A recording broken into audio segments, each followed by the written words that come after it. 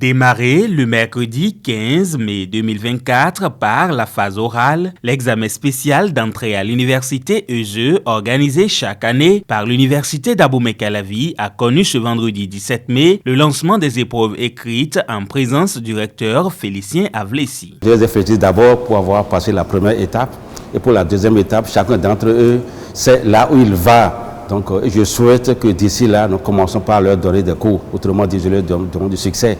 135 au départ, ils sont 120 candidats qui affrontent les épreuves écrites de l'ESE 2024. Cette année, nous avons eu 0 échec.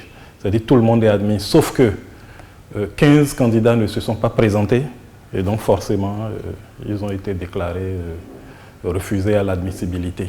Ce qui nous fait aujourd'hui, nous commençons les épreuves écrites, vendredi 17, ce qui nous fait donc 120 candidats. L'option A1, ils sont au nombre de 113.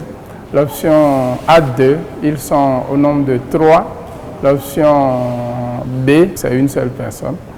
Et l'option C, il y a 3 personnes.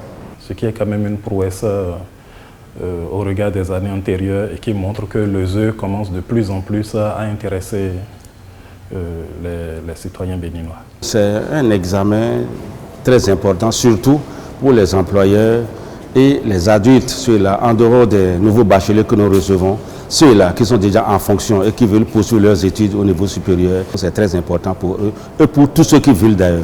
La phase écrite de l'examen spécial d'entrée à l'université ESE dure 2 jours avec 3 épreuves à composer dans chaque option. Ce matin, il y a une programmation qui est affichée. Ils ont commencé par l'épreuve de français et cet après-midi, l'épreuve de droit du travail pour les uns, de mathématiques pour les autres. Et demain, il y a également toute une journée de programmation. Sur les 120 candidats qui planchent pour la phase écrite de l'ESE 2024, on dénombre 84 hommes représentant un taux de 70% contre 36 femmes, soit 70% de taux de représentativité.